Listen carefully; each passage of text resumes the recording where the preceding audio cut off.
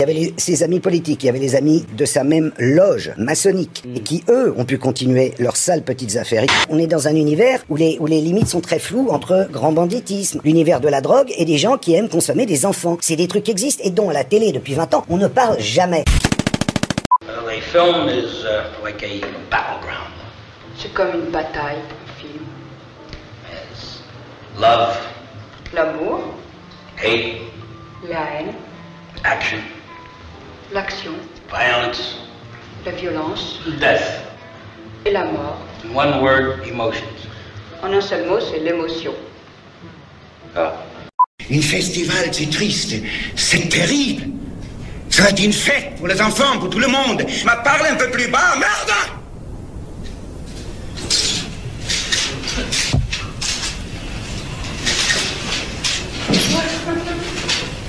Crétin! Crétin! Vraiment crétin! Moi, je fais une fatigue de venir ici, tu comprends? Jette-le dehors, finis cette conférence de presse, merde! Ce sont les gens qui travaillent ici. Mais le voto, idiote! Analphabète! Mongoloïde! I don't work around in tight clothes. I stay at home for most of the time. Public, and it's a embarrassment to me. You look like a unheat, and if you get raped by a pack, it's your fault. All right?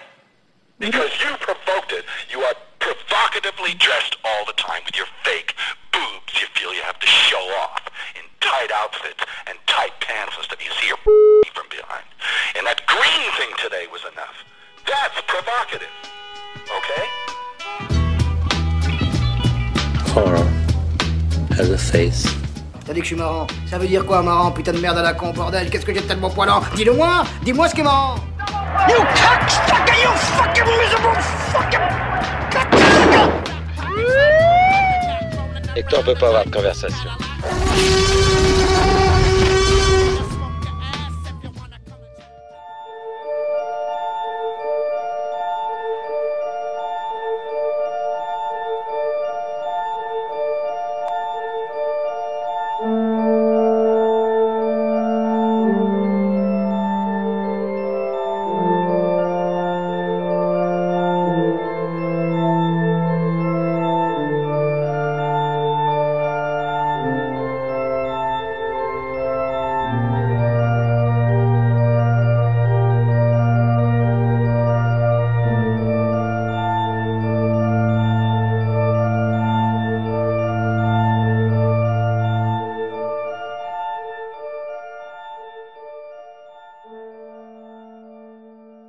Papa. 1, 2, check. Ok. Bonjour à toutes et à tous et soyez les bienvenus dans Contrebande, une émission qui est toujours cinéphage et qui est réservée aux derniers grands curieux du 7e art et aux derniers grands curieux tout court. Oui, j'ai un ton un peu funèbre puisqu'aujourd'hui je taxe le matériel de mes comparses. Je suis en compagnie du docteur Moreau du Cinéma est mort et je suis très ravi. Merci de nous accueillir. Merci à toi. Ici au cinéma de l'Arvor d'ailleurs. Au cinéma Arvor à Rennes, ouais, tout à fait. Oui, parce qu'en fait, je vous l'explique, je suis présent à Rennes et j'ai toujours dit, pour le festival Court-Métrage, voilà, je raconte un peu ma vie, mais j'ai toujours dit, le premier truc que je ferai en arrivant à Rennes, c'est d'aller à l'Arvor et m'introduire dans le bureau d'Antonin pour lui dire toutes mes salutations, notre père spirituel à Contrebande, vu qu'on vous a pillé sans vergogne. Ah, ça me fait l'effet d'être un vieux gourou un peu con, là, j'aime bien. Ça commence. Après, on n'est pas les seuls à vous avoir pillé, je pense.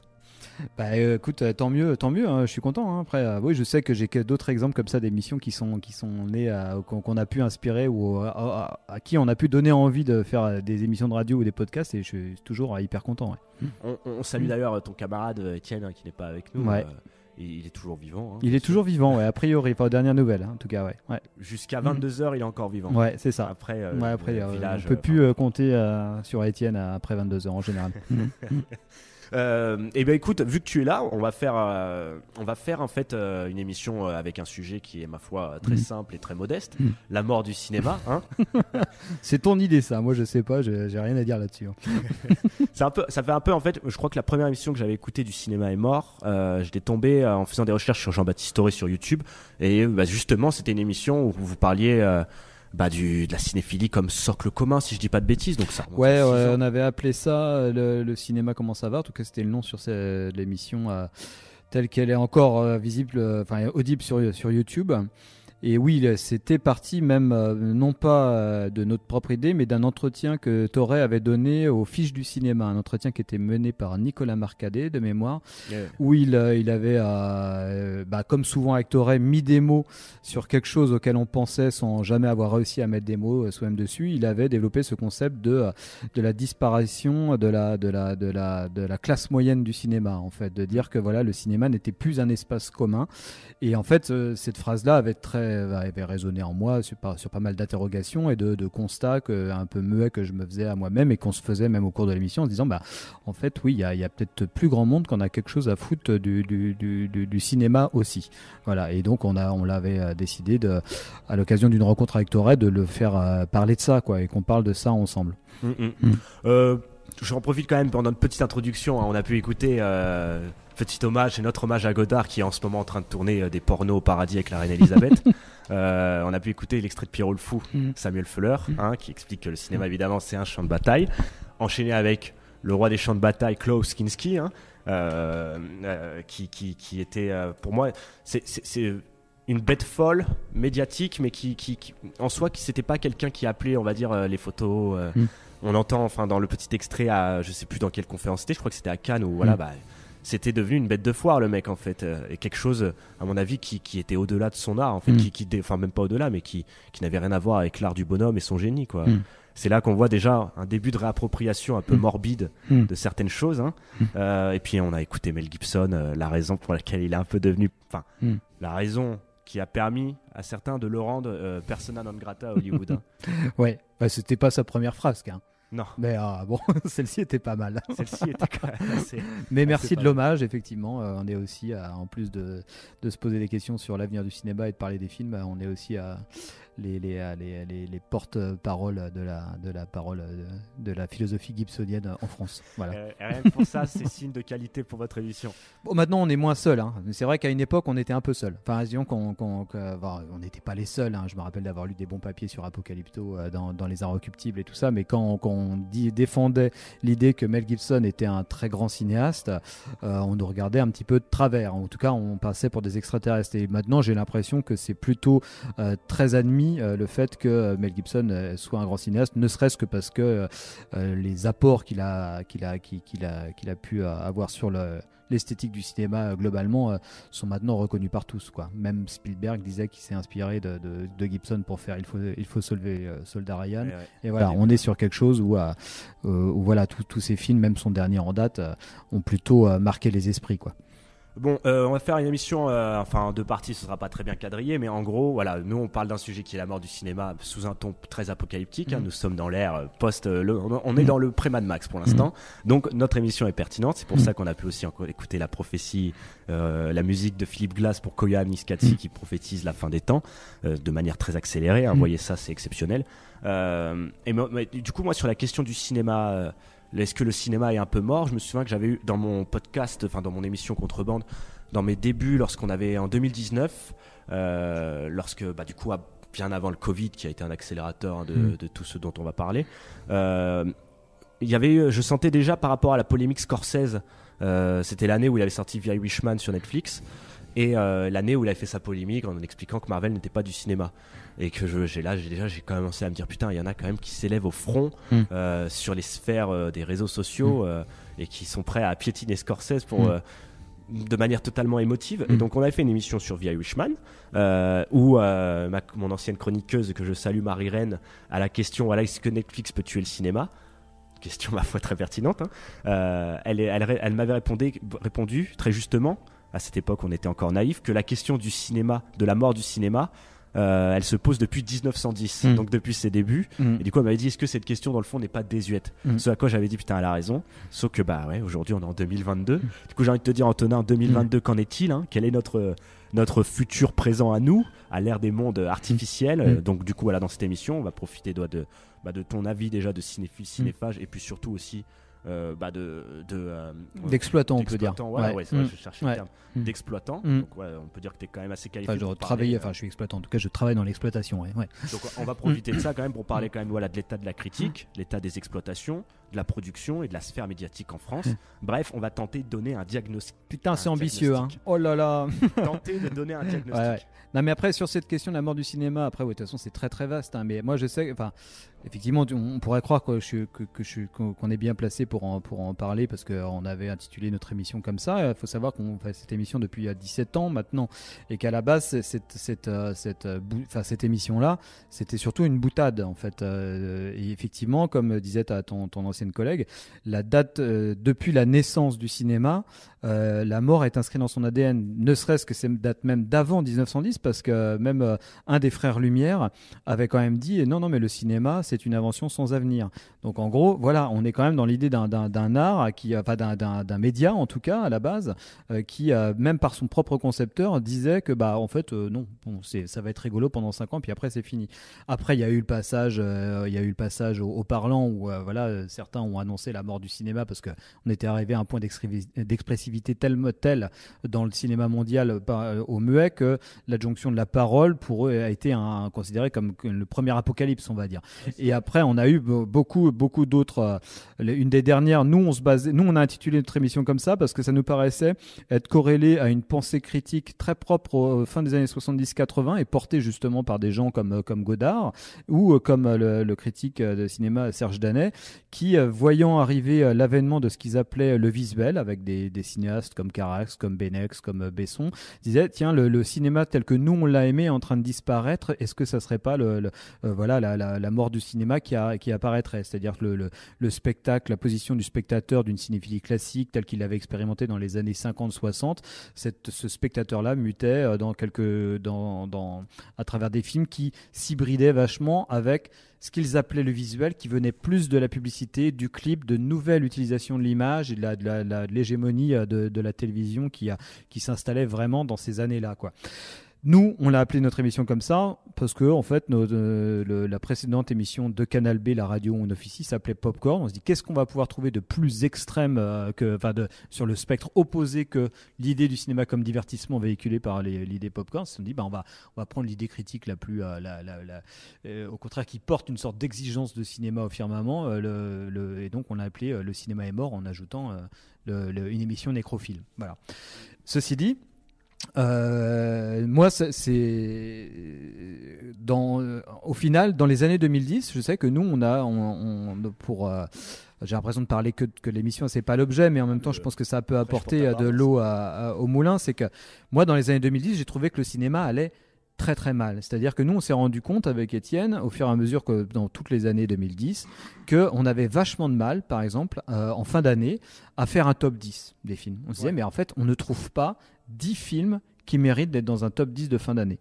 Donc en fait, c'est pour ça d'ailleurs qu'on s'est vachement plus préciser notre ligne éditoriale sur du film de patrimoine, on va dire, pour parler de films plus anciens et tout, de se brancher sur l'actualité éditoriale en DVD, Blu-ray et compagnie, parce qu'en fait parler du cinéma contemporain nous paraissait pas intéressant, parce que tous les films, une fois que tu les as dégommés une fois, tu dégommes le suivant, souvent avec les mêmes arguments, donc on se fatiguait nous-mêmes à avoir finalement un ton et des propos beaucoup trop raccord avec le nom de notre émission, et nous sentir un petit peu vieux con là-dessus. Et donc moi, c'est une question qui nous a vachement travaillé pendant longtemps, en se disant, mais est-ce que les films, on les trouve pas bons parce qu'on vieillit d'une part, on traversait la trentaine aussi. Est-ce qu'on est vieux con? Est-ce que, tout comme Serge Danet qui confondait, on va dire, sa propre mort, il était atteint du sida, avec celle du cinéma, ça c'est un réflexe humain classique, quoi. On confond notre propre mort à venir, notre propre décrépitude avec la décrépitude du monde qui nous entoure. Voilà, c'est ça. Et forcément, est-ce que c'est pour ça que je trouve que les cinémas sont moins bons, ou est-ce que effectivement les films sont moins bons? Donc c'était ma grande question, et c'est non pas que je l'ai tranché, mais je suis assez convaincu quand même que, par exemple, dans les années 2010, le cinéma n'était pas très bon. Et c'est vrai qu'on en parlait pas mal dans cette émission qu'on a fait avec Jean-Baptiste Aurey, en disant, ouais, dans les années 2010, un peu partout, le cinéma n'était pas très bon. Je pense, si on prend le cas du cinéma commercial américain de blockbuster, on va dire, il était clairement nul. C'est le début de la marvelisation. Il y avait beaucoup moins de cinéma milieu de gamme qui commençait à arriver. Enfin, ça disparaissait.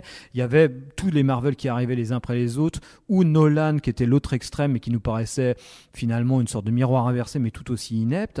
Et dans le cinéma exploité en tant qu'arrêt essai, on assistait à beaucoup de films, on voyait beaucoup de films de cinéastes qui étaient déjà anciens dans le circuit, type Téchiné, Assayas, Jaco et compagnie, qui faisaient un peu des répétitions de ce qu'ils avaient fait avant, mais un moins bien.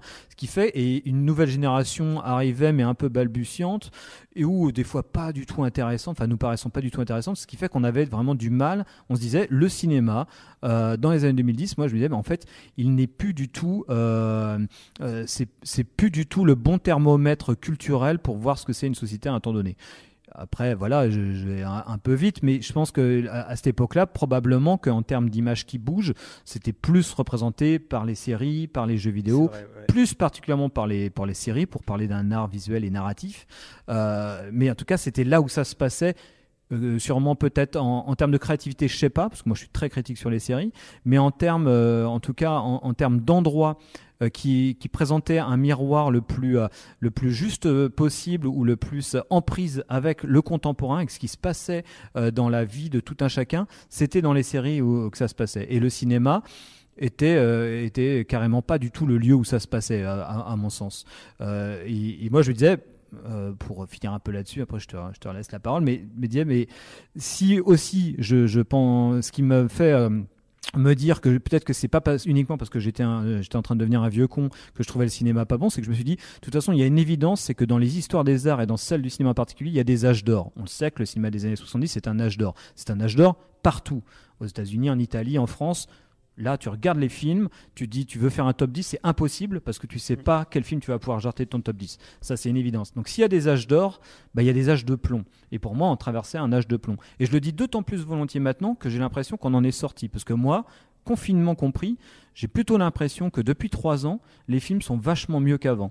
Pas dans le cinéma américain, c'est toujours aussi nul à mon sens, mais par contre dans le cinéma un petit peu, je pense au cinéma français en particulier, et aussi d'autres cinémas, d'autres cinématographies. Moi je fais des top 10 sans peine de films que je trouve hyper intéressants. Encore cette année, je pense que c'est la meilleure année de cinéma que j'ai vue depuis 10 ans facile. Là, j'ai plein de films que j'ai trouvé vraiment très très bons cette année. Et ouais, tu vois, tu es en train d'apporter de la contradiction dans ma propre subjectivité, parce que moi j'aurais tendance à dire l'inverse.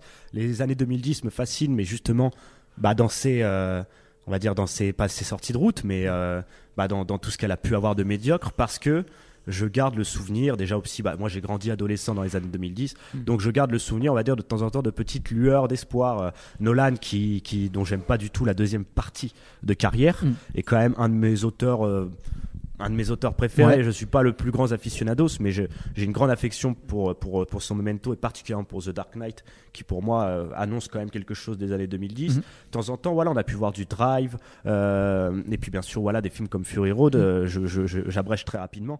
Et déjà, même quand je dis Drive plus Nolan, je sais que là, on va se faire. Je vais pas être très copain avec toi. Non, mais après, moi, évidemment que je les mettrais comme fait marquant, esthétique marquant.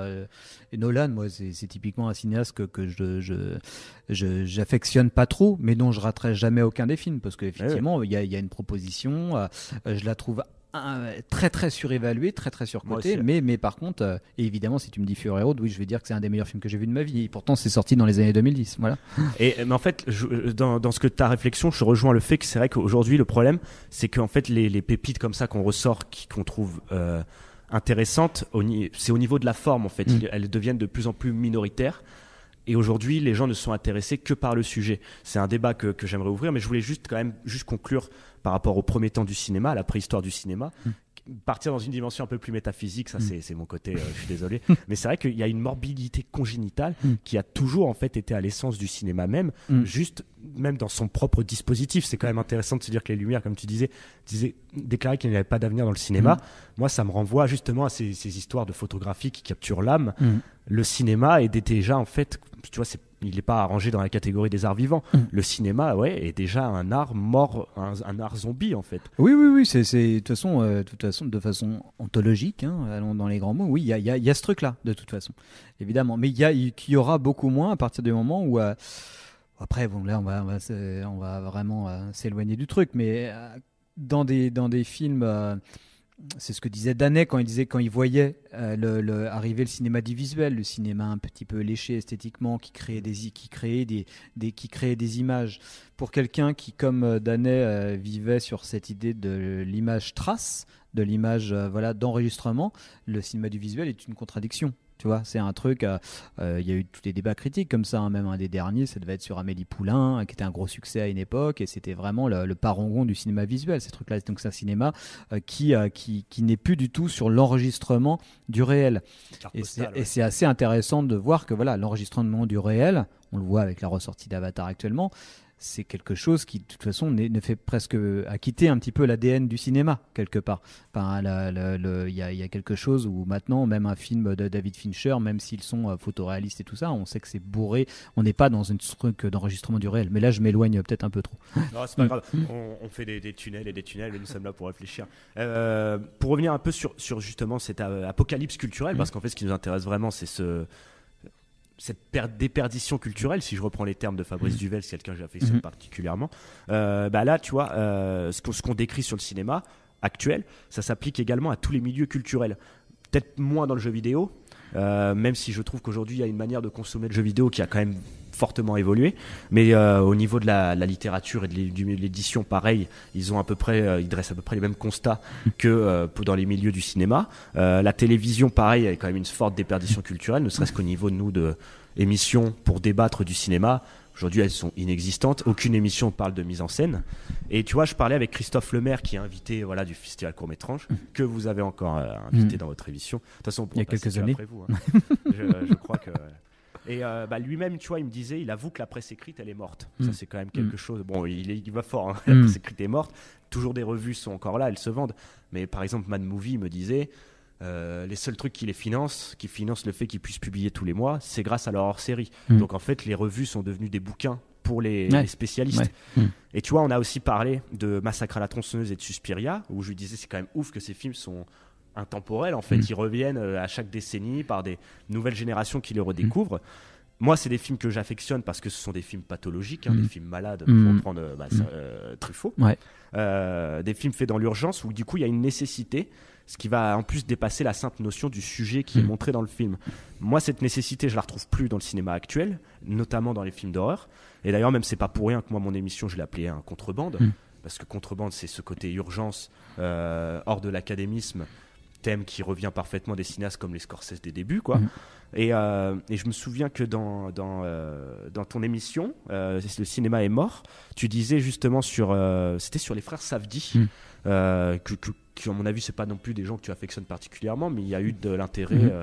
C'était lors de la sortie de Duncan James, tu disais qu'au moins il y avait dans leur approche dans le mumblecore, tu vois, quelque chose qui vient capter une sorte d'énergie bouillonnante, un refus des conventions dramaturgiques. Du coup, moi j'ai envie de te dire, est-ce qu'aujourd'hui, il existe encore dans le cinéma contemporain des gens qui sont capables de faire des gestes poétiques, parce qu'en fait c'est ça qui me plaît au cinéma, c'est la poésie, mais qui puissent être encore un peu crasseux, sans être vains.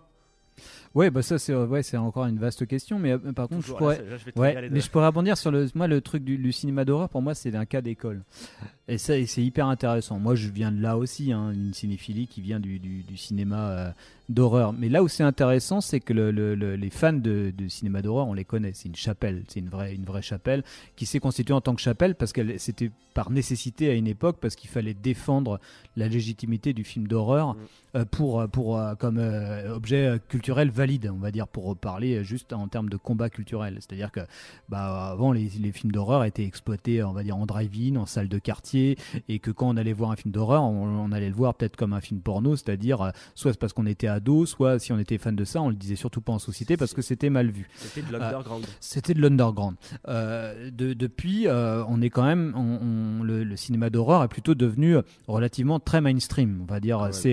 Il y a qu'à regarder le cinéma américain contemporain, ils produisent moins de films. Les films d'horreur, il y en a, on va dire, de nouveaux tous les mois. Blumhouse en sort. Peggy 12, enfin Peggy 13. Ouais, bien sûr, mais même ça, c'est même pas encore le problème. Mais en fait, moi, ce qui me saisit là-dedans, c'est que effectivement, c'est à part Midsommar dernièrement ou les films d'Ari Aster de façon générale, j'ai pas eu l'impression que dans le cinéma d'horreur, ou peut-être Jordan Peele, il y a pas eu beaucoup de gens vraiment assez intéressants qui ont émergé là-dedans.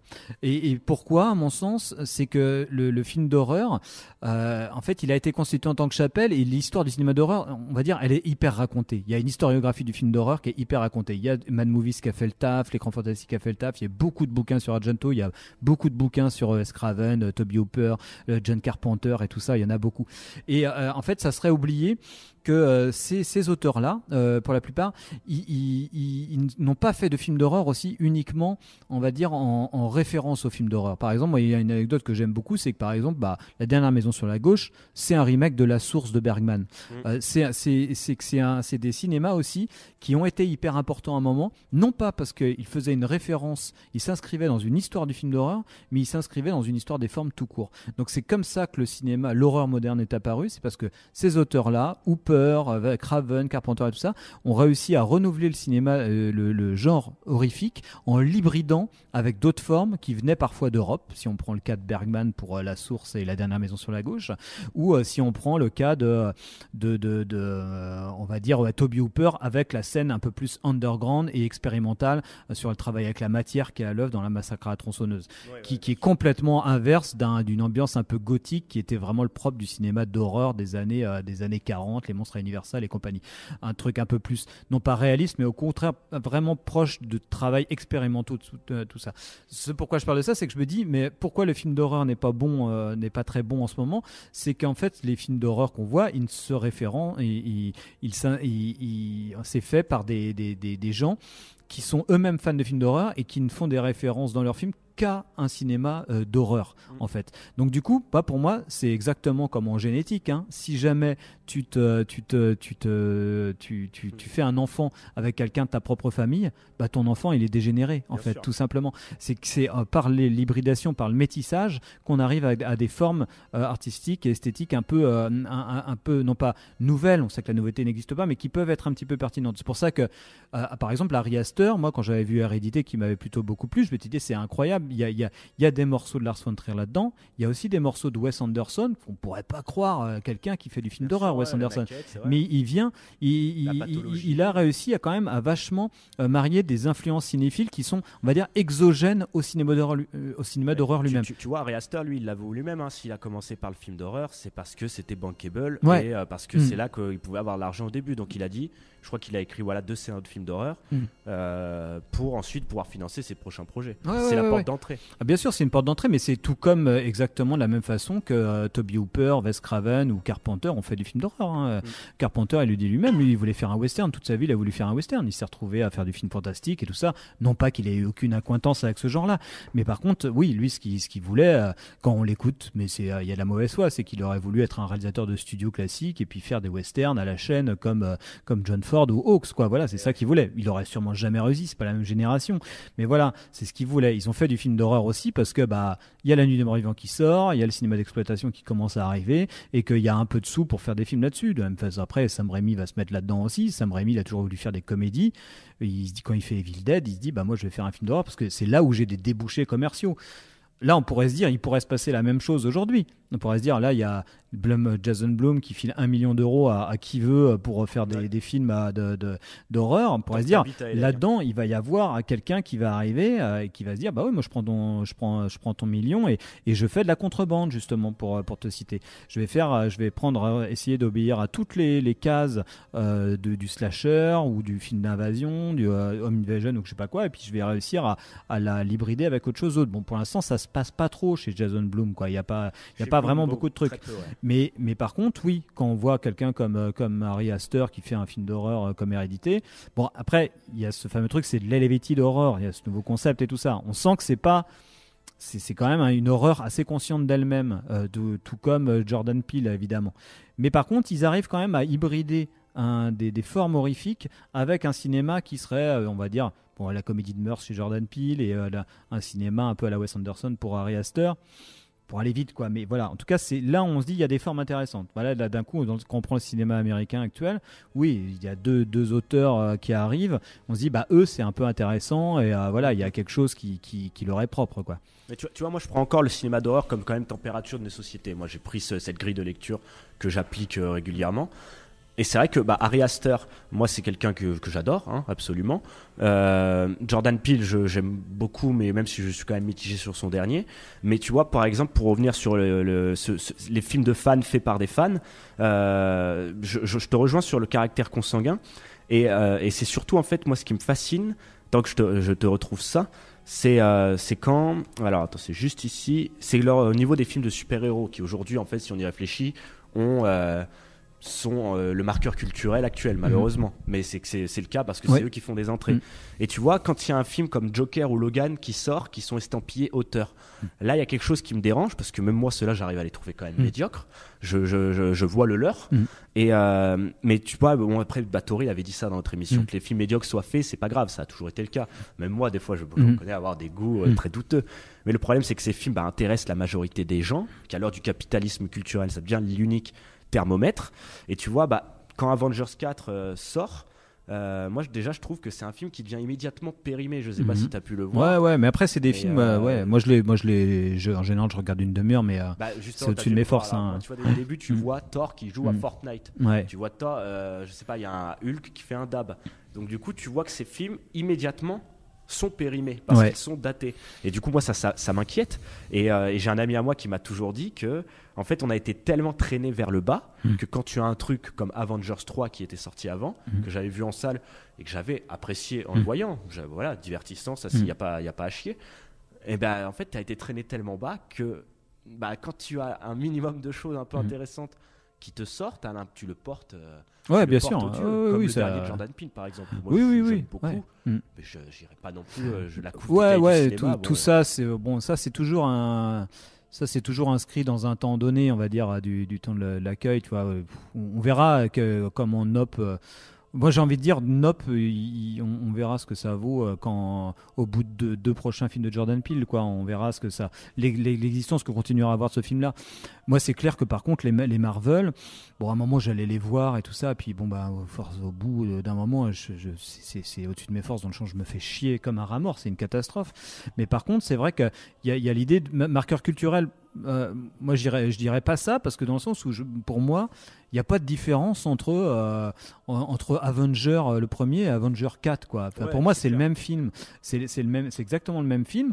Alors peut-être qu'il y a un truc marqueur culturel parce que dans Fortnite, dans Avenger 1, peut-être que ça n'existait pas encore et que tu vas le voir mais par contre, esthétiquement, c'est le même. Je veux dire, il y a rien de saillant. Moi, j'étais sidéré, et ça, c'est quelque chose où, pareil, je me suis posé pas mal de questions au fur et à mesure des années 2010. Je me dis, mais comment ça se fait que ce film-là, en fait, je vais le voir, je l'ai directement oublié. Je sors de là, je l'ai directement oublié. Et je peux même pas dire, le film est affligeant de bêtises.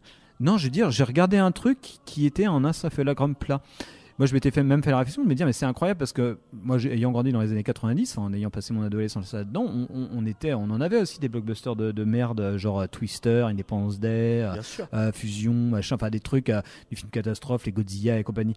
Et qu'on allait tous voir. Moi, j'allais tous les voir en tout cas. Et en fait, on se marrait parce que c'était over the top, c'était débilos. Là, il y avait des trucs marqueurs culturels. Independence Day, c'est un truc marqueur culturel dans le sens où voilà, le patriotisme américain, où ça en est en 97 ou je sais plus quoi quand sort Independence Day, voilà, il en est là et on peut se dire, on se fait un film, voilà, les extraterrestres ils arrivent aux États-Unis, c'est les Américains qui gagnent et tout ça, et puis c'est complètement ridicule, voilà, il y a une histoire d'un chien, le chien il a droit à un ralenti pour montrer qu'il est bien sauvé et tout le monde meurt autour mais on s'en fout, voilà, il y a des trucs un peu saillants qui fait que tu te rappelais du truc, ça te faisait marrer et tu trouvais ça complètement con.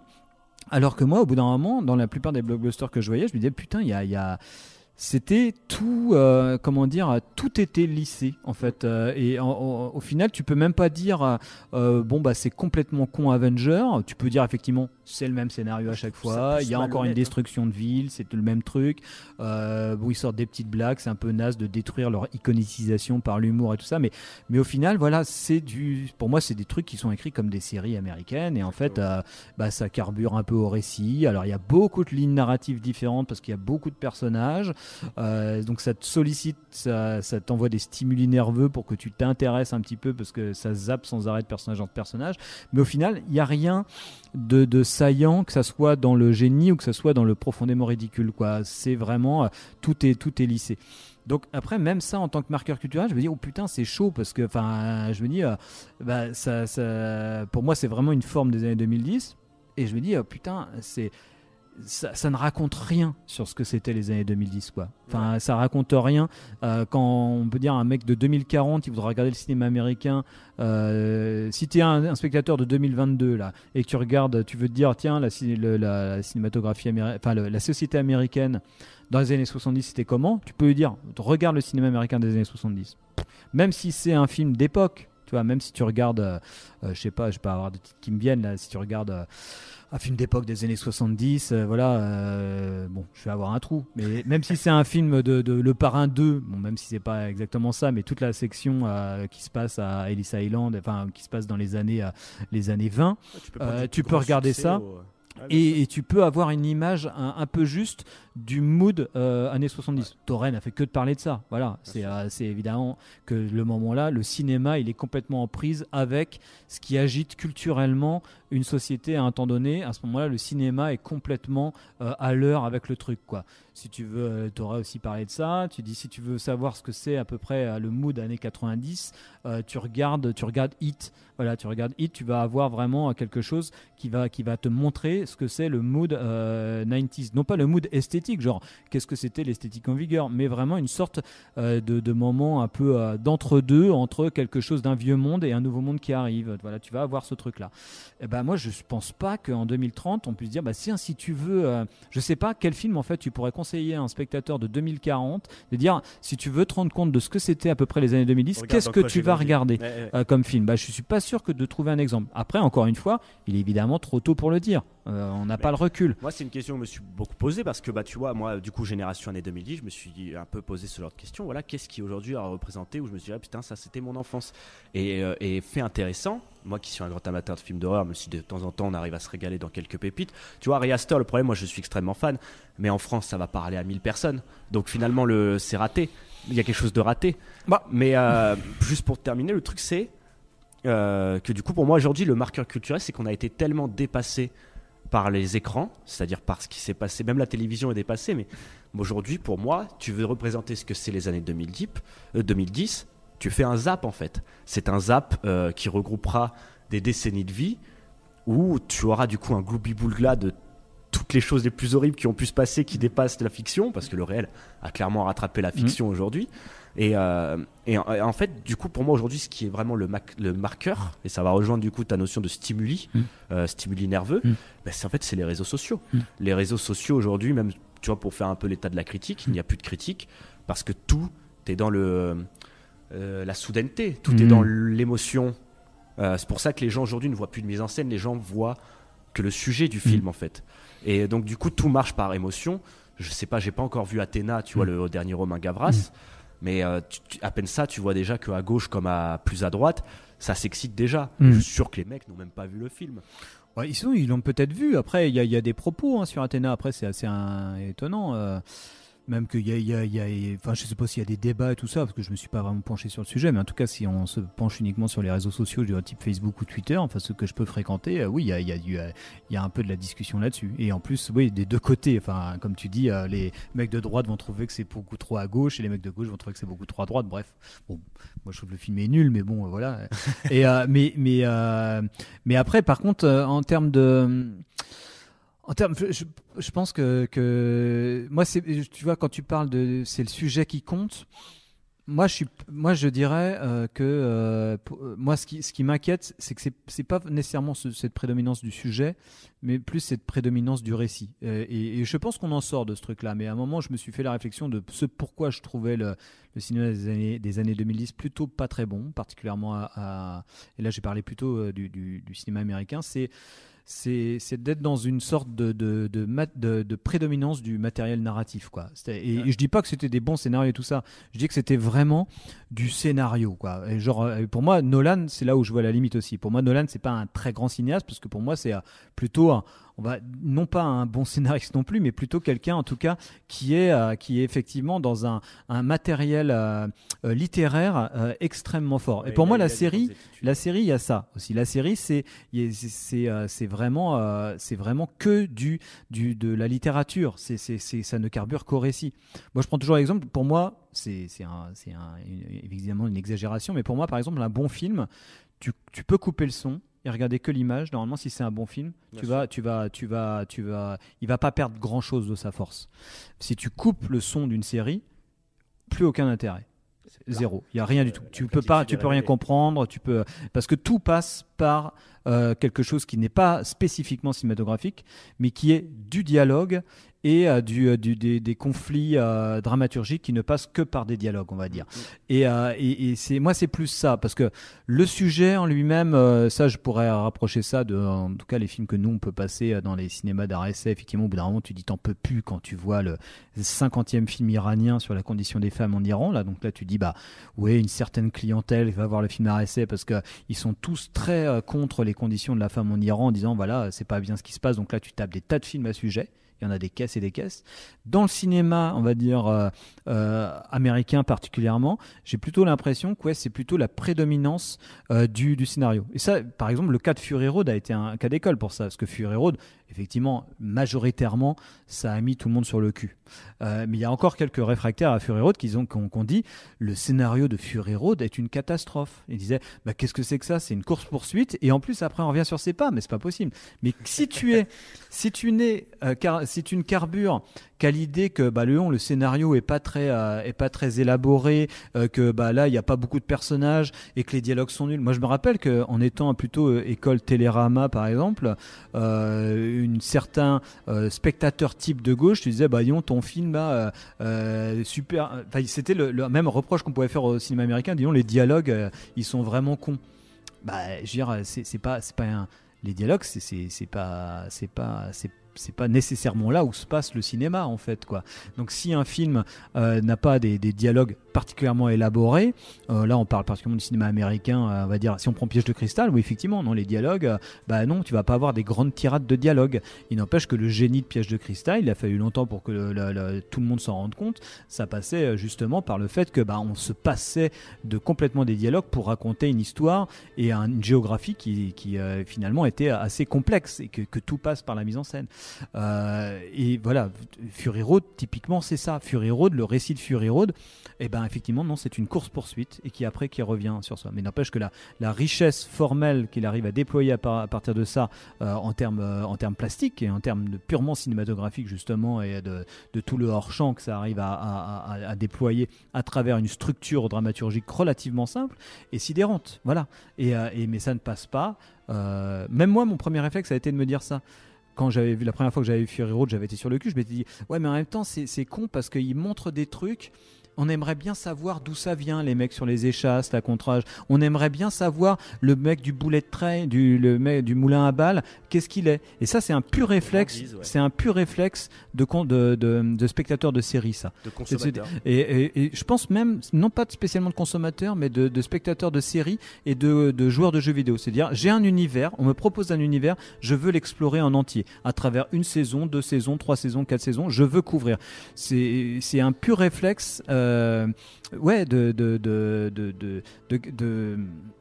on veut être immergé dans un monde et puis avoir une sorte de connaissance du monde. Game of Thrones fonctionne comme ça. On va mettre un personnage dans un premier épisode et on sait que dans 2 saisons, la tribu dont il fait partie, on va y aller, on va pouvoir découvrir ça.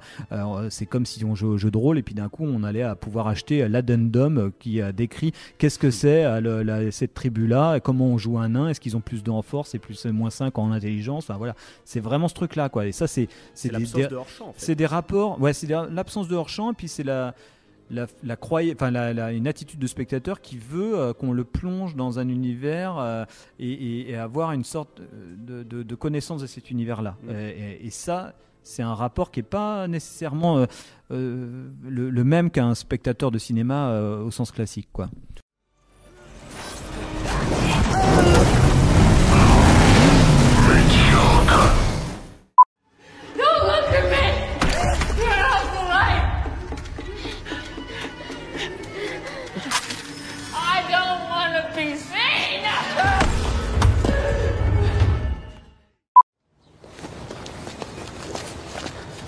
Sigue, señor. Gracias.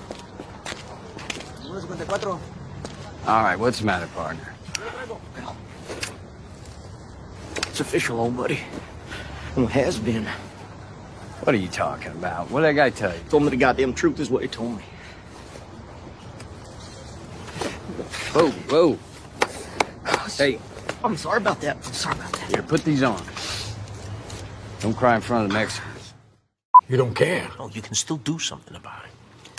There's nothing I can do. What can I do? You can get my fucking money. How? Some other way. What way? Same way you got your money. Shh. Lower your fucking voice. You telling me to lower my voice? Lower your fucking voice. Cocksucker. Don't call me a cocksucker. Fuck you. Don't you fucking dare. Look, you're here for fraud.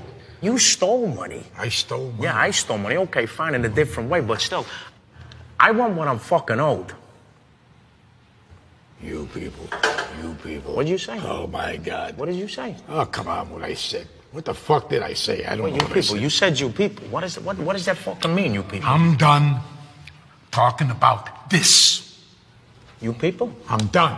You're done? I'll rip your fucking head off.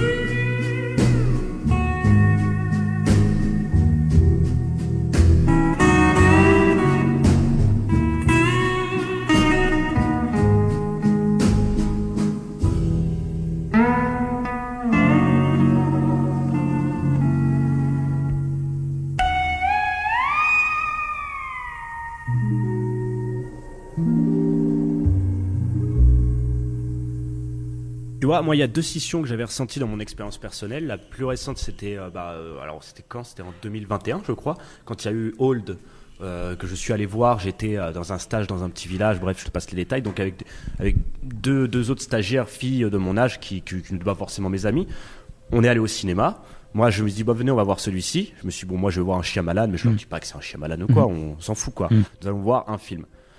Et moi, j'ai adoré le film, parce que, voilà, série B, je trouve que le film tente des choses au niveau de la mise en scène, et il y a du mauvais goût qui me plaît dedans. Le film n'est pas forcément réussi, mais il y a des touches de mauvais goût.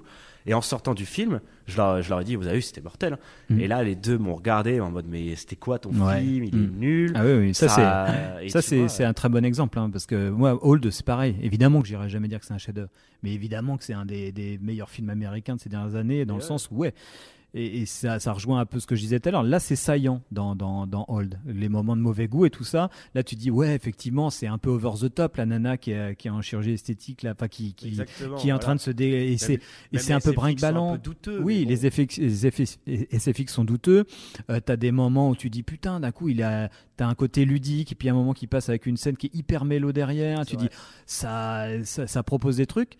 Et pour un spectateur qui veut un truc, qui est habitué à quelque chose qui est toujours sur une même note, c'est hyper compliqué d'appréhender ce genre de cinéma. Enfin, c'est hyper compliqué d'être ouvert à quelque chose qui soit vraiment, là pour le coup, des vraies montagnes russes. Pas des montagnes russes, je te mets des SFX avec des plans séquences impossibles type Marvel, mais des vraies montagnes russes émotionnelles, genre on peut faire de la comédie et la scène d'après, on va faire une scène qui va te faire pleurer, quoi.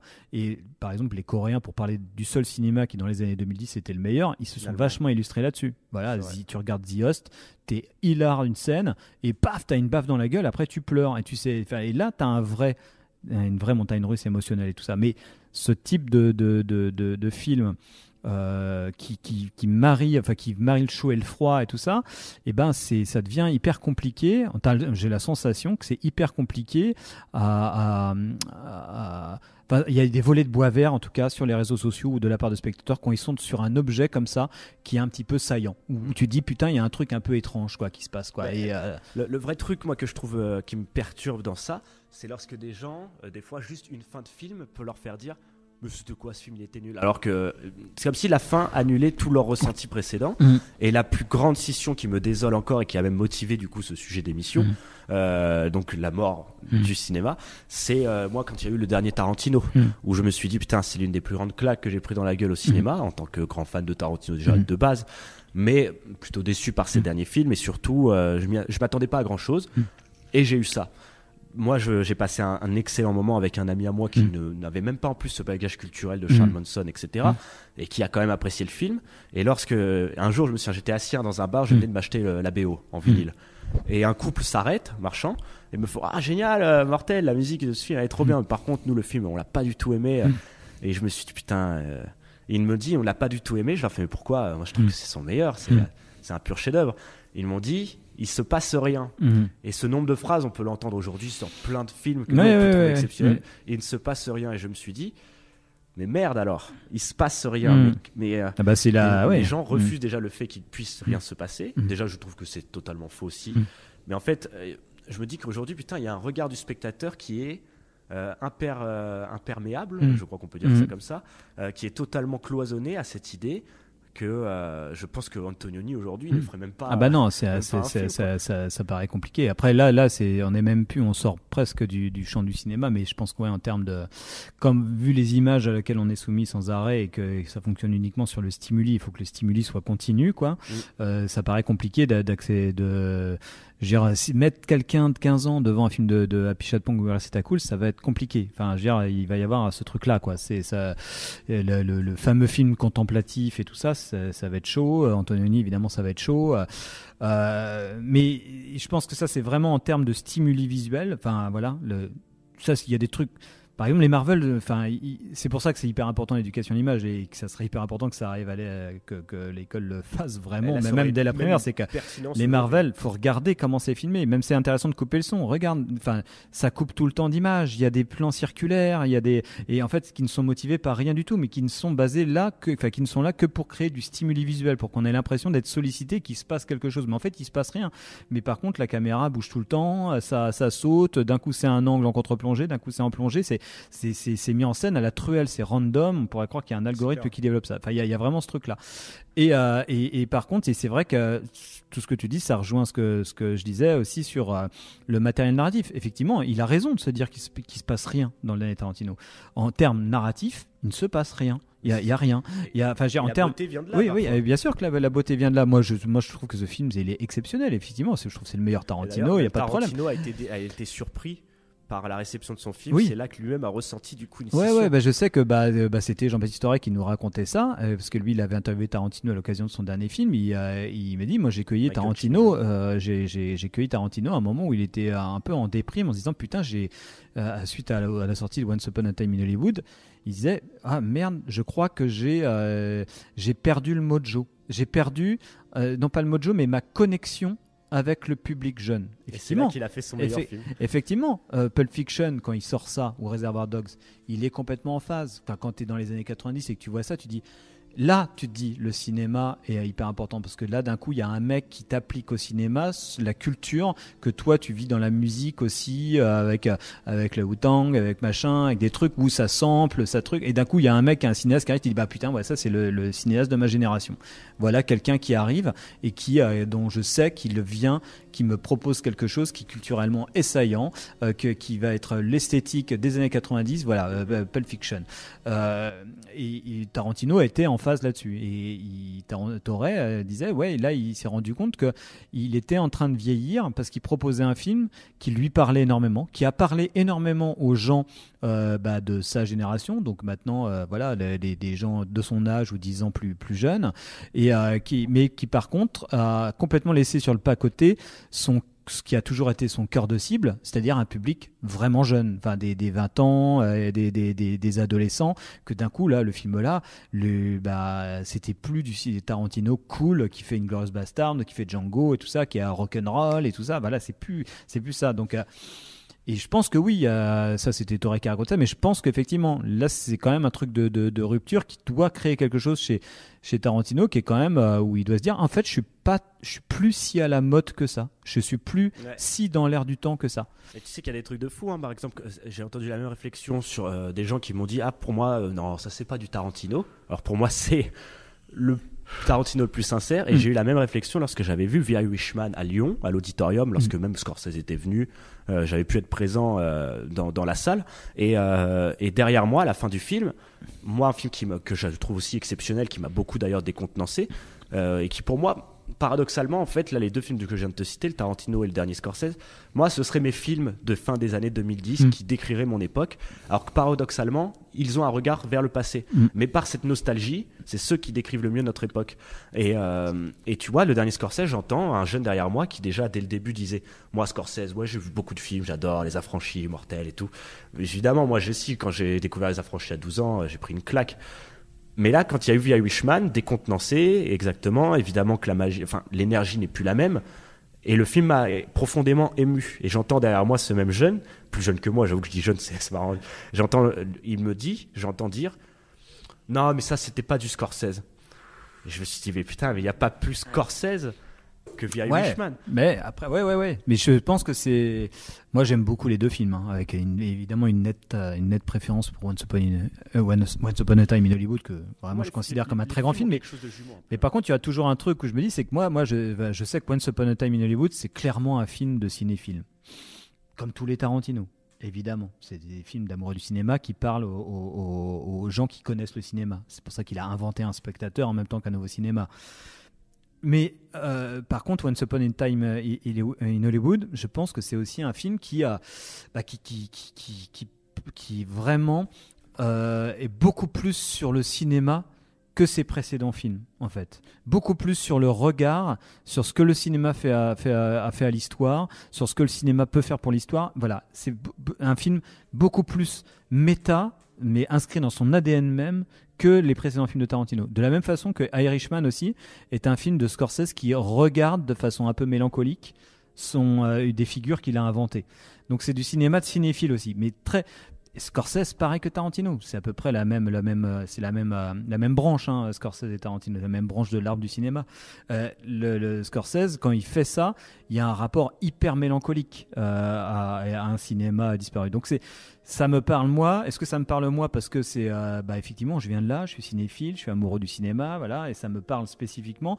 Est-ce que par contre c'est un film qui peut avoir le même effet que Les Affranchis a pu l'avoir à un moment, qui parlait en même temps à fond à tous les fans de cinéma, que au kidam qui est pas spécialement cinéphile, qui va juste voir des films, qui voit des films comme qui a un rapport, on va dire, pas expert au cinéma. Ouais, Les Affranchis peut parler à ces gens-là. Par contre, les Irishman, est-ce qu'il peut parler à ces gens-là?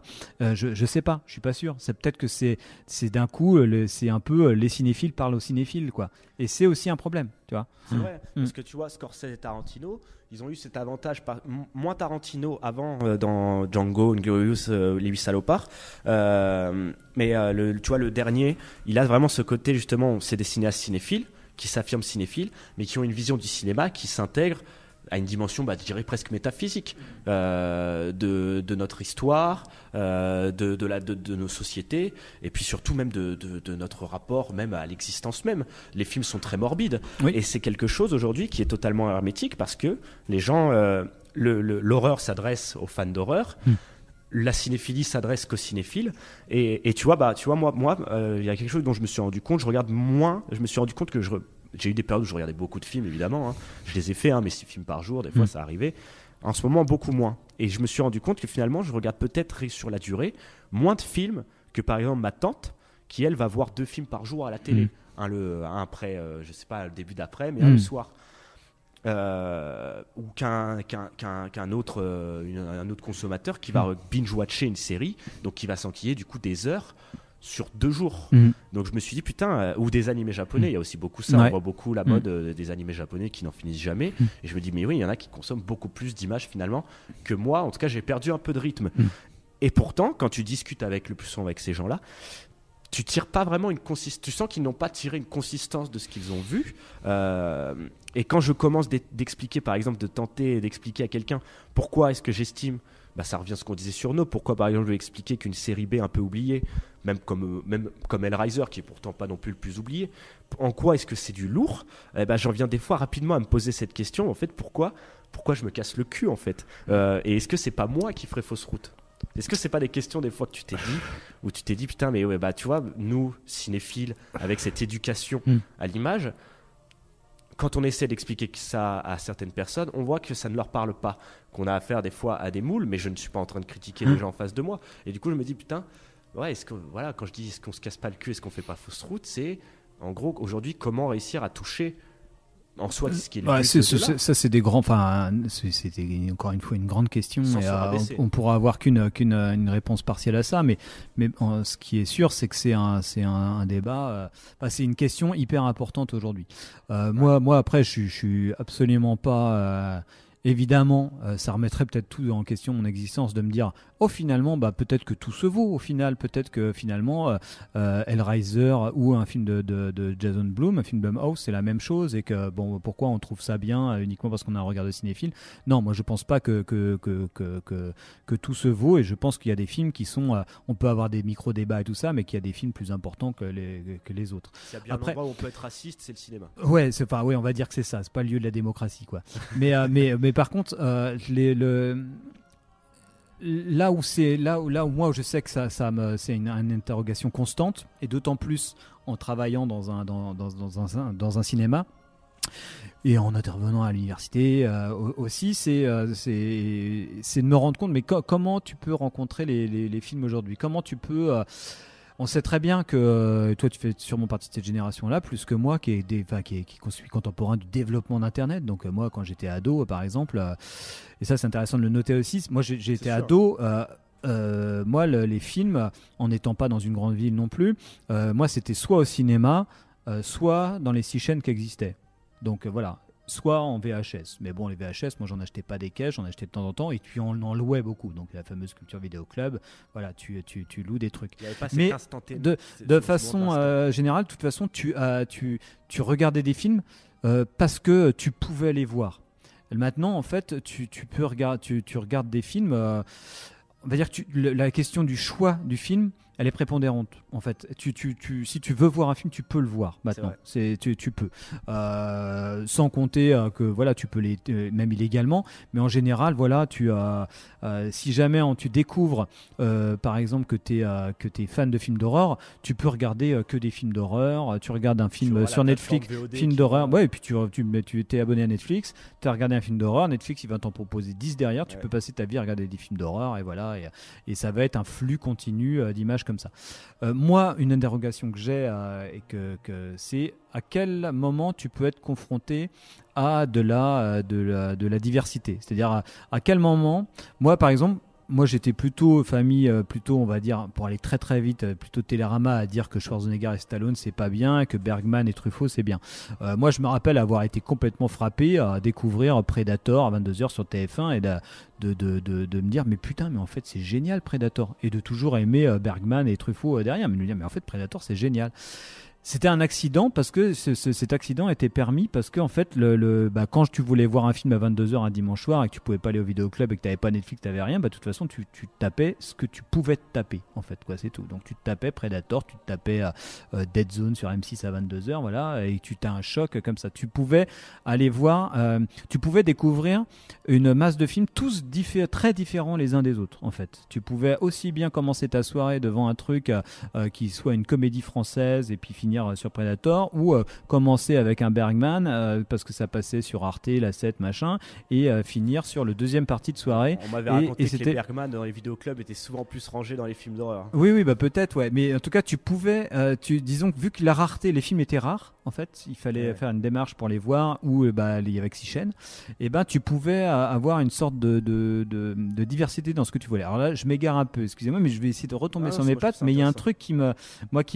m'interroge beaucoup en ce moment et que je trouve presque un peu, c'est le truc le plus dangereux que je trouve sur on va dire la consommation culturelle actuelle, c'est que aujourd'hui, si quelqu'un est fan de films d'horreur, qu'il n'est pas spécialement cinéphile, qu'il n'a pas spécialement envie d'en faire une profession de foi comme c'est ton cas, comme c'est mon cas, il va il va être abonné à Netflix, il va regarder un film d'horreur et on va lui proposer plein de films d'horreur. Il n'aura jamais l'occasion de découvrir qu'il est fan de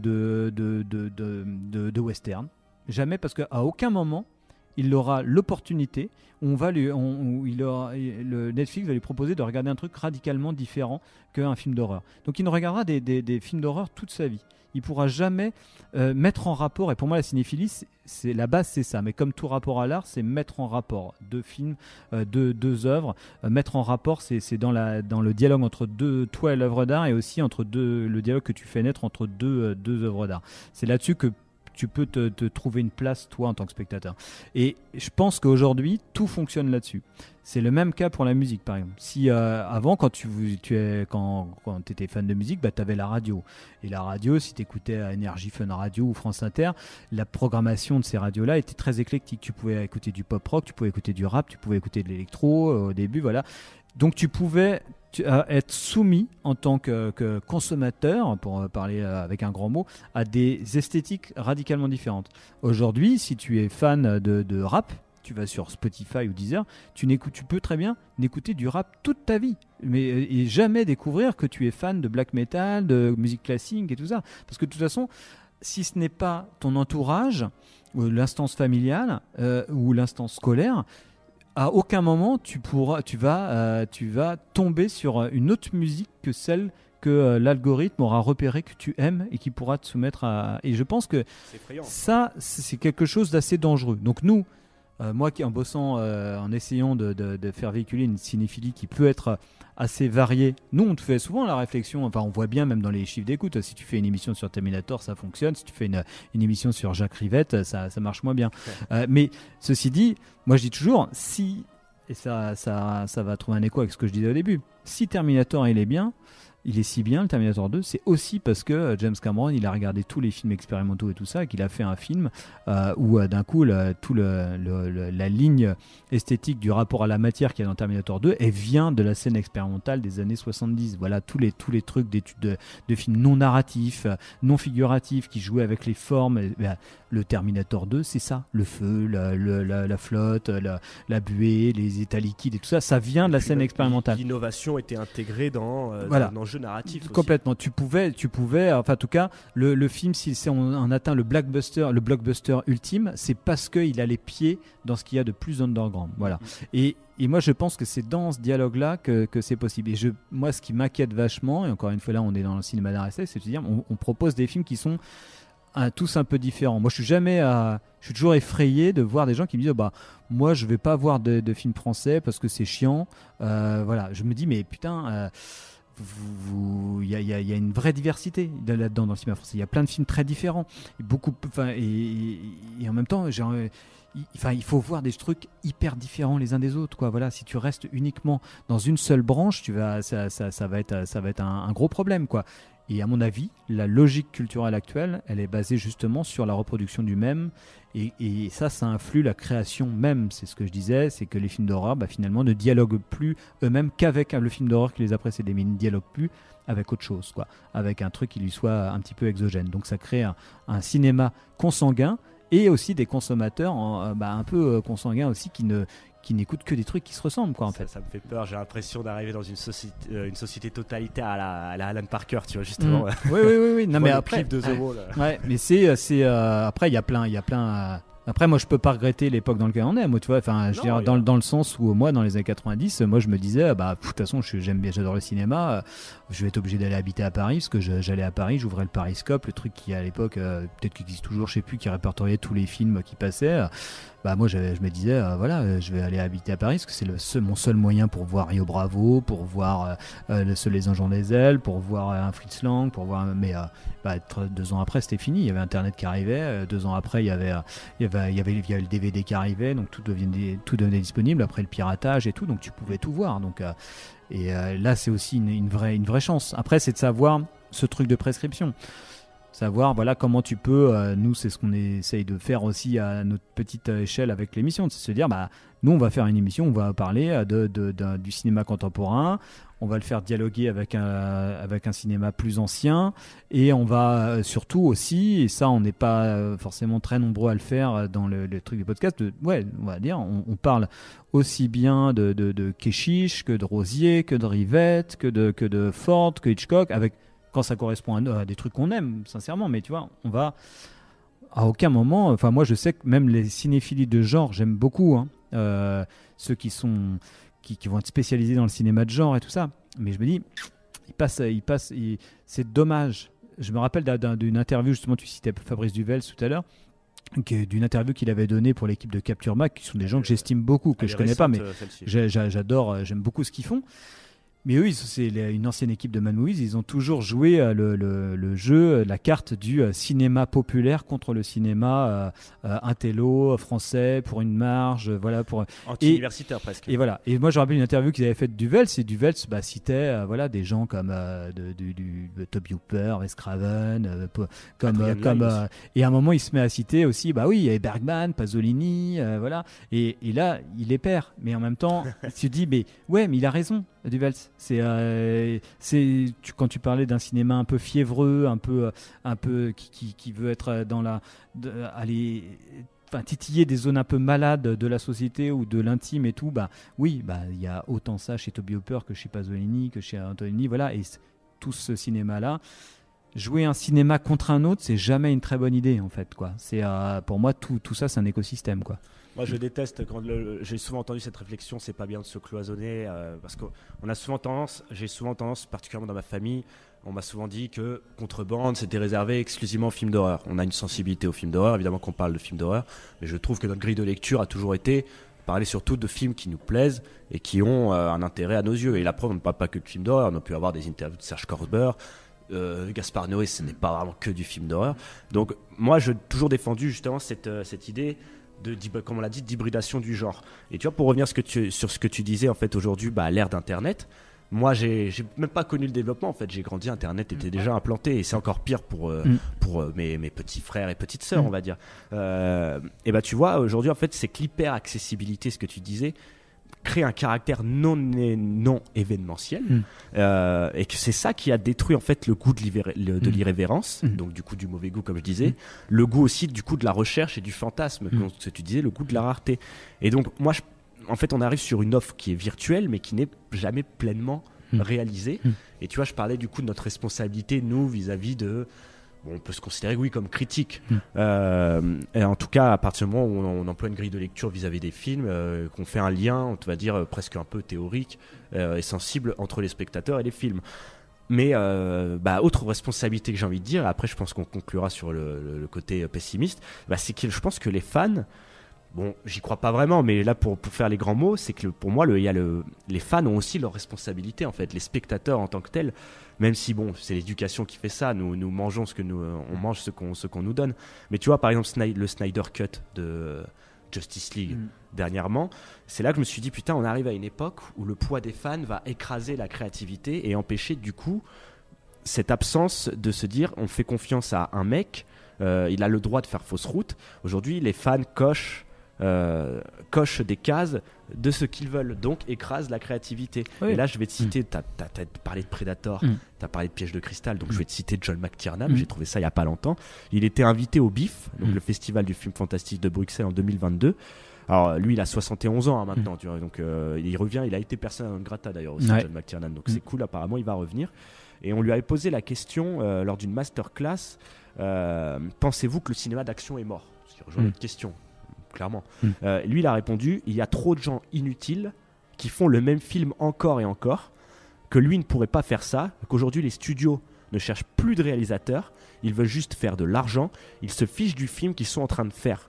Les studios se moquent de savoir si leur film parle de créatures, de super-héros, parce que moi j'ai rien en soi contre un film de super-héros aussi, de sorciers ou de mastodontes disparus, et ce qui est clair, c'est qu'ils ne font pas de film pour les gens, a-t-il conclu sur un ton imbert. Et du coup, moi je me dis, je dis souvent ça en rigolant, j'ai dit ça dans mon émission The Riser à Cédric Cyr, qui lui est écrivain, donc qui me dirait un peu un constat similaire au niveau de l'édition, et avec Christophe Lemaire, j'avais dit ça aussi en rigolant, je lui disais, putain, on en viendrait presque à regretter les Weinstein. Mais quand je dis les Weinstein, c'est pas au-delà de l'humain de ce qu'ils ont fait, c'est que je me dis, putain, on en vient presque à regretter cette époque où le cinéma était financé par des vrais gangsters peut-être dégueulasses, mais qui étaient au moins des mecs qui avaient du caractère et qui étaient des vrais cinéphiles, plutôt que des bureaucrates sans saveur sortis d'école de commerce, quoi. Ouais. Puis après, les Weinstein, c'est les années 90. Non, mais et puis après, enfin voilà, les Weinstein, c'est les années 90, mais ils sont eux-mêmes, ils étaient un petit peu coulés dans le même moule que les mecs qui ont créé Hollywood dans les années 20, en fait. C'est les fameux vendeurs de tapis new-yorkais qui se sont exilés sur la côte ouest pour et qui ont fondé des studios de cinéma. Après, voilà, Après, en fait, dire, c'est toujours un truc que tu retrouveras toujours dans les réseaux sociaux, c'est dire, de toute façon, maintenant, on s'intéresse plus qu'au fric. Alors, quand on a dit ça, on n'a rien dit parce que, en gros, Hollywood, ça a toujours été ça. Donc, en fait, il faut essayer de délimiter ce qui a changé. Cinéma, on peut pas délimiter art et industrie. Hollywood, c'est évident que qu'on a toujours, ils ont toujours voulu trouver le produit qui marchait. Voilà. On peut essayer d'affiner la pensée en disant, voilà, Hollywood, c'est une industrie du prototype et une industrie du stéréotype, quoi. Donc, en fait, à la fois, il faut trouver un stéréotype. C'est pour ça qu'à un moment, c'était délimité en tant que genre. Et on allait voir un western, on allait voir une comédie musicale, on allait voir un truc parce qu'on savait qu'on allait s'adresser à un public qui aimait les westerns, qui aimait la comédie musicale, on savait ce qu'on allait voir. Et du prototype parce qu'à chaque fois il fallait innover là-dedans et puis trouver une petite saveur un peu particulière qui le fasse changer. Maintenant on est passé dans l'ère de la big data et c'est le péché original, c'est qu'en fait on ne sert aux gens que ce qu'ils connaissent déjà. Et en fait c'est pour ça que le cinéma américain est tout pourri. C'est quand même hallucinant de se dire que par exemple depuis Avatar, le dernier, il n'y a pas eu de films qui sont sortis à gros budget basés sur un univers qui ne soit pas déjà connu du public, en fait. C'est-à-dire que tous les autres gros films sont tous basés sur des univers préexistants. C'est-à-dire que ça soit un film, que ça soit un remake, une suite, même Fury Road compris, ou un best-seller, ou un univers de bande dessinée, des comics évidemment. Voilà, il y a pas d'univers. On n'a pas fait de film basé sur un univers qui n'existait pas auparavant. Tu sais Avatar l'a fait. Même le traîner sur le bitume, tu vois, le retour de Mel Gibson, même si ça détruit ça. Ça s'appuie aussi sur le retour d'une figure des années 80. Ouais, mais tu vois, traîner sur le bitume, on parle du truc à la marge, tu vois. Là, c'est un cinéma noir. Moi, là, je te parle vraiment en termes de films à gros budget, tu vois. On pourrait dire, tu vois, Independence Day, par exemple, c'est pas basé sur un matériel littéraire ou je sais pas quoi. C'est un scénario original. Bon, c'est pas bon, mais c'est un scénario original. C'est basé sur un truc comme ça. Et sinon, et pourquoi on arrive à une sorte de systématisation de ça? C'est parce que en fait, on fait des enquêtes d'opinion. Ils font des enquêtes d'opinion, non pas en demandant aux gens ce qu'ils ont envie de voir, mais parce qu'ils savent ce qu'ils ont envie de voir. Parce qu'en fait, il y a de la data. Donc en fait, ils peuvent balancer un mot-clé sur des réseaux sociaux et voir à quel point ça résonne. Si tu tapes tapes, on va dire, la bataille navale, pour parler d'aberrations qui ont eu lieu, si tu tapes bataille navale, le jeu de société, tu vas voir que ça résonne, puisque tout le monde a joué aux batailles navales quand il était petit. Il va dire, on va faire un film sur la bataille navale. Monopoly, ça résonne. Les gens connaissent. Donc tu te dis, de toute façon, les gens, ils vont voir ce qu'ils connaissent déjà. En fait, tu ne peux désirer quelque chose que dans cette logique-là, tu peux que te dire que les gens ne peuvent avoir envie que de quelque chose qu'ils connaissent déjà. Et c'est pour ça qu'en ce moment, on se retrouve avec cette tyrannie du fan. On a vu dans les trucs de Star Wars, c'était hallucinant. Le deuxième Star Wars, qui est le meilleur de la nouvelle trilogie, il s'est pris une volée de bois vert parce qu'il a osé aller sur des territoires qui ne correspondaient pas du tout au désir des fans. Mais depuis quand c'est eux qui font les films? Voilà, là, l'intérêt, c'était justement de dévier un petit peu, et voilà, de trouver, de fournir quelque chose d'un petit peu qui n'obéisse pas au canon. Et qui fixe le canon, on ne sait pas, voilà.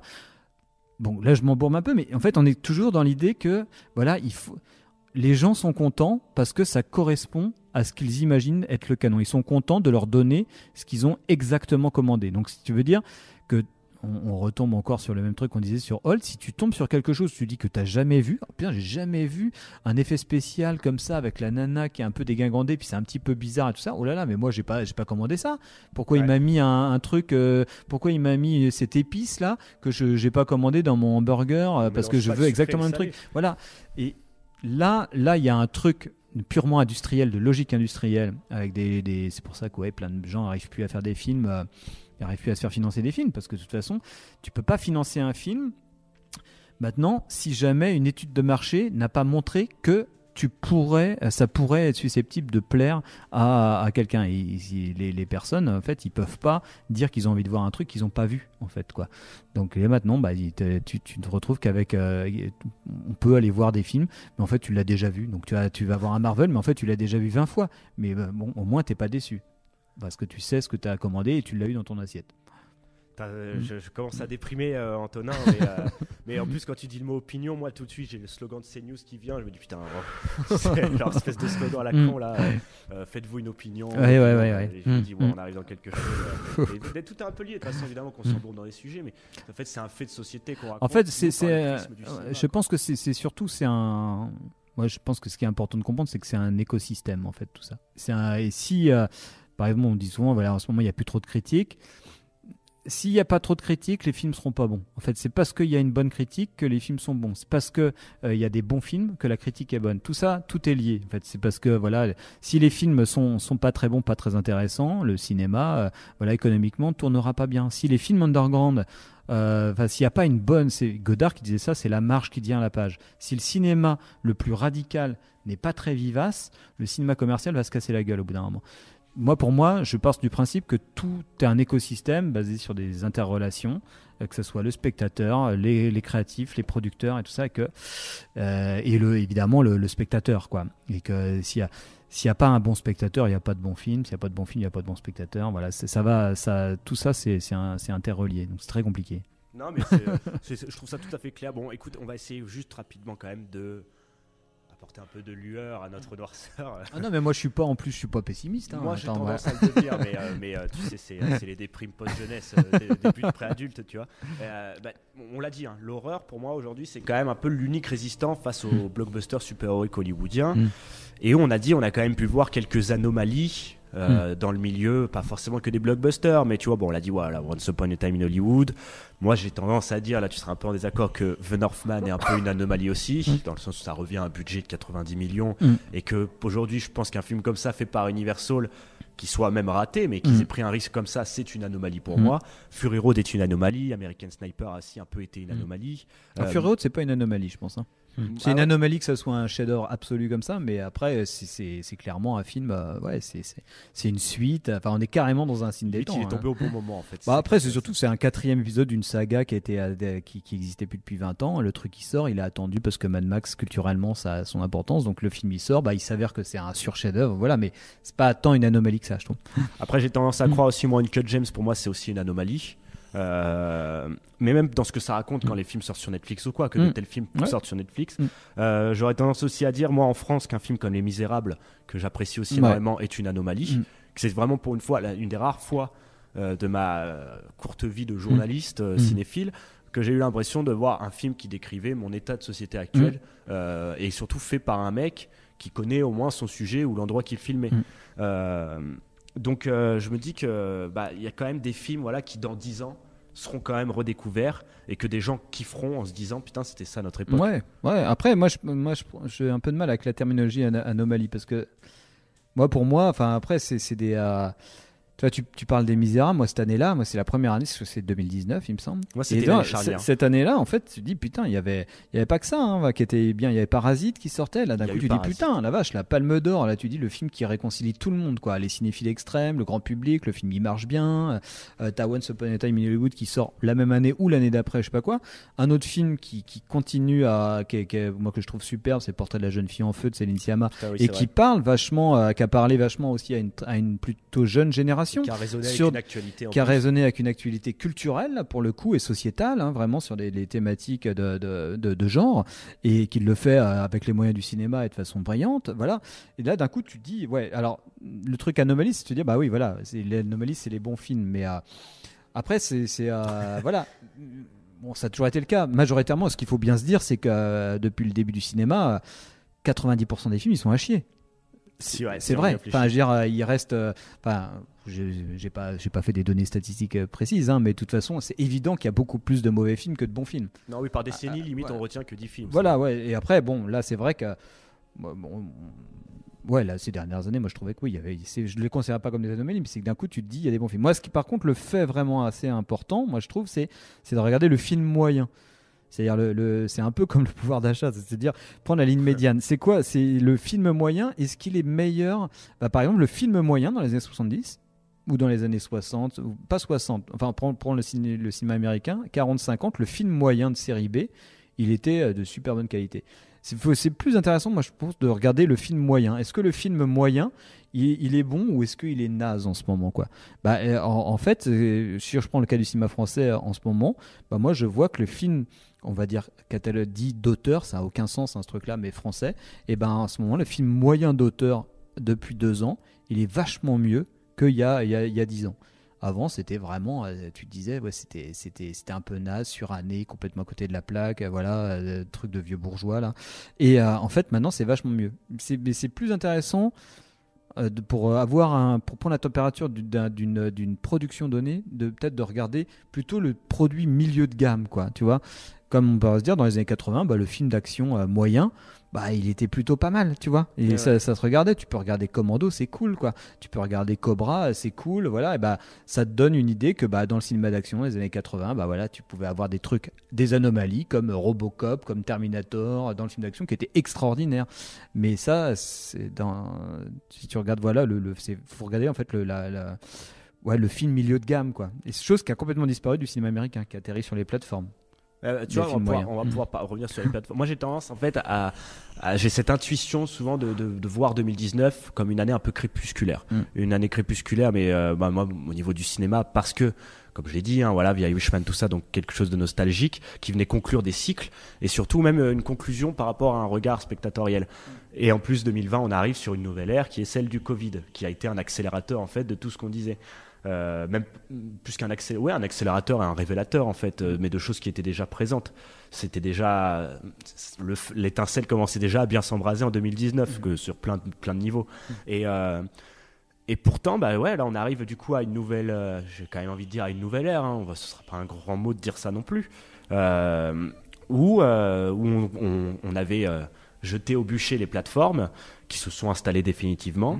Mais je pense qu'on va arriver à quelque chose. Toi, d'ailleurs, tu vas pouvoir m'expliquer. Tu disais que tu trouvais que dernièrement, là, même cette année, a été une des années les plus riches en termes de bons films. Et moi, je trouve que je suis content. En fait, je me dis, putain, mais oui. Bon, la salle de cinéma perd de son aura, c'est indéniable. Mais les plateformes streaming, aujourd'hui, vont peut-être déboucher. Enfin, tu vois, les fameux 15 films qui sortent par semaine. La saturation qu'on avait dans ces réseaux d'exploitation. Aujourd'hui, on voit que les CGR, c'est eux finalement qui payent le plus la crise culturelle. Et que du coup, les films de super-héros, petit à petit, vont finir là où ils auraient dû être, c'est-à-dire sur les plateformes des mecs qui l'ont créé. Donc du coup, en fait, je deviens un petit peu plus optimiste à ce niveau-là, où j'ai l'impression que les choses reprennent leur place, malgré le brasier qui est en train de... Ouais, après, moi, je pense... Moi, par exemple, j'interviens à l'université depuis 5 ans et moi, il y a 5 ans, j'avais l'impression de parler à des gens qui savaient pas de quoi je parlais, genre, qui avaient aucune culture de cinéma. Enfin, qui regardaient pas de films, tout simplement, ils regardaient des séries. Donc moi, je pouvais leur parler de films et tout ça, ils les regardaient pas parce qu'ils regardaient des séries. Et ça a changé assez vite, hein, et pendant les confinements particulièrement. Le manque d'accès à la salle a peut-être aussi suscité un désir chez certains de voir du cinéma. Et je trouve vachement plus chez les étudiants un appétit de voir du cinéma. Je pense que c'est pas uniquement dû au confinement, mais c'est dû aussi à ce que j'évoquais il y a 1 heure maintenant, hein, tu vois, d'une histoire de l'art. C'est-à-dire que moi, par exemple, dans les années 2010, je me disais, je ne vois pas ce qui pourrait motiver un artiste de 15 ans d'exercer son art dans le cinéma. Il le ferait pas, parce que le cinéma c'est pas l'art de son temps. Tu vois, on voit bien qu'on va dire, il y a je prends un truc, c'est une vision hyper romantique, hein, mais un jeune poète de 14 ans qui a un désir brûlant de s'exprimer en lui, s'il est dans les années 50, s'il est dans les années 30, il va vouloir l'exprimer dans l'art de son temps, et l'art de son temps c'était le cinéma. Voilà. Et dans les années 2010, non, l'art de son temps, c'était pas le cinéma, il allait faire ça ailleurs. Peut-être qu'il allait faire de la zik, peut-être qu'il allait faire autre chose. C'est une vision hyper romantique, hein, je dis, hein, mais et je pense que c'est pour ça que je dis encore une fois, c'est un écosystème. Si plus les films sont bons, plus ça va recréer le désir chez des jeunes cinéphiles, des jeunes artistes, on va dire, des jeunes qui ont besoin, qui ont des trucs à sortir d'eux-mêmes. Ils vont le sortir et ça sortira quelque part, ce truc-là. Et ça, pour notre bien à nous cinéphiles, on a intérêt que ça sorte au cinéma, en fait, que ça sorte dans des films, que ça sorte dans des créations cinématographiques.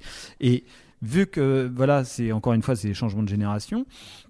Et ben ce qui prenait vachement de place, ce goût pour la narration échevelée à la Game of Thrones, à la série américaine, que ce soit HBO, Netflix, n'importe quel network, et ben ce truc-là, au bout d'un moment, c'est la norme pour des gens qui ont 16 ans. Ça les intéresse pas, ça les fait plus bander. Ça a été nouveau il y a 15 ans, ça a été l'art d'une génération, et maintenant ce truc-là, c'est leur Dallas à eux.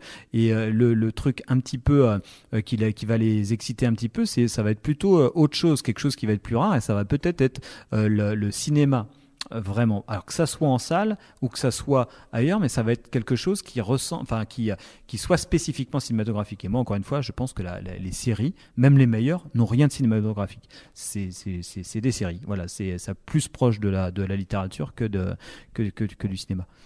Bon, en tout cas, on peut dire qu'on est un peu comme Alan Grant, hein, notre archéologue en voie d'extinction. Ouais. Bon, écoute, je propose qu'on conclue parce qu'on a quand même beaucoup parlé. Et sauf si tu as éventuellement une dernière remarque à dire. Moi, non, je voulais juste dire. Non, ça y est, moi, je voulais juste dire qu'il faut quand même le rappeler aussi. C'est très important, et la preuve, vu que c'est ce qu'on est en train de faire, que pour voir, il n'y a pas besoin en fait de voir des films pour aimer le cinéma. Et je pense que c'est quelque chose de très important qui peut être très rassurant lorsque. Bon, moi, en tout cas, c'est mon mantra. Je me dis, quand il y a des fois où j'ai un peu la flemme de regarder certains films, aimer le cinéma, c'est pas que regarder des films. C'était Carax qui disait on aime trop les films mais pas assez le cinéma. Et ben voilà, merci. J'adore cette citation. Bon, Antonin, merci beaucoup. Écoutez, le cinéma est mort. Et de toute façon, on partagera tout ça et ce fut un grand plaisir. Et merci. Merci à toi, Axel. Ciao. Ciao. Les jeunes d'aujourd'hui ne savent même pas ce que ça veut dire. Ça m'étonne pas. C'est quand la dernière fois que quelqu'un s'est senti atrocement honteux d'avoir fait quelque chose? Même avec une preuve solide à l'appui, l'argument serait toujours « Oui, mais c'est hors contexte ». Ok, mais de quoi je devrais avoir honte, moi?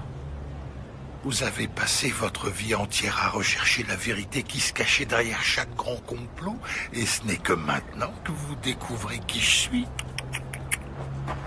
Ou bien ça prouve seulement que vous êtes doué pour vous cacher du reste du monde. Me cacher? Je suis dans le bottin, même si plus personne ne sait ce que c'est de nos jours.